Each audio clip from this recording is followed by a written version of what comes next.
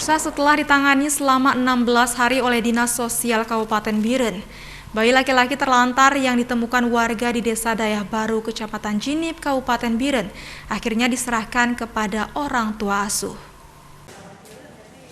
Selama 16 hari Dinas Sosial menangani bayi tersebut dengan dititipkan di RSUD Dr. Fauziah Biren.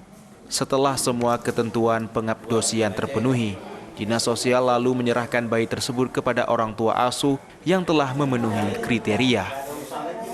Acara penyerahan bayi tersebut digelar di Aula Dinas Sosial Kabupaten Biren Senin sore 23 Agustus 2021.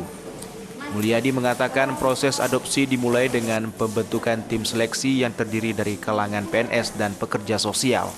Awalnya ada 5 orang tua asuh atau COTA yang mengajukan permohonan, namun kemudian hanya 1 COTA yang mengembalikan formulir. Selanjutnya pada saat tes tertulis dan wawancara, hanya 1 COTA yang hadir. Proses selanjutnya dilakukan kunjungan ke rumah bersangkutan untuk menyesuaikan terkait data yang diberikan secara administrasi dengan kondisi yang ada di lapangan. Ada beberapa orang yang membuatkan permohonan. Nah, hari ini kita sudah musyawarahkan dengan tim bahwa ada sebuah keluarga yang layak untuk mendapatkan bayi tersebut, dan hari ini kita serahkan. Dia sudah memenuhi syarat, sudah 14 tahun berkeluarga, tidak mempunyai hubungan, dan layak, berpendapatan juga layak, dan lain-lain sudah lewat perkembangan yang sangat matang.